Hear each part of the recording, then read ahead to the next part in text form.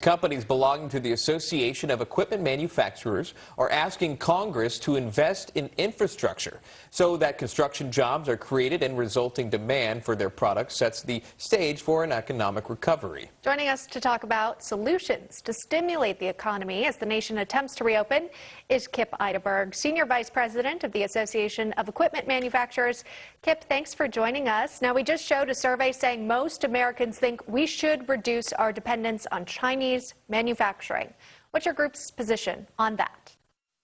Well, I think first off, and thank you for having me, by the way, I think it's important to note that the vast majority of equipment manufacturers are still open and on the job and have found ways to do so while keeping their employees healthy and safe. But the key point that we are trying to make is that we want to stay open.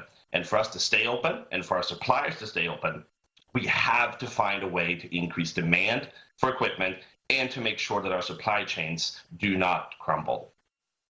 What about supply chain disruptions that we hear about? Is that impacting your companies? Yeah, absolutely it is. And it's becoming harder and harder for U.S.-based equipment manufacturers to access the parts and components that they need to make equipment right here in America.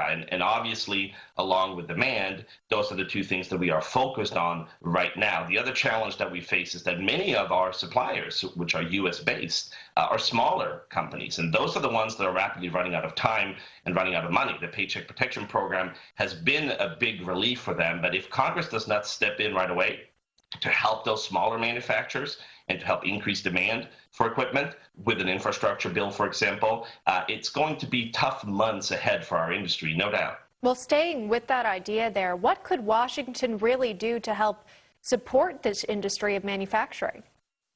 Well, that's a great question. We see investment in infrastructure as a much needed and long-term investment in our country. Not only, as you mentioned earlier, will it create construction jobs, but it will create well-paying manufacturing jobs in states like Ohio, Wisconsin, Pennsylvania, and Michigan, and it will help jumpstart the economy. So we believe that Congress should put policy ahead of politics and invest in our infrastructure. That is what is going to drive demand for equipment in the short term and in the long term.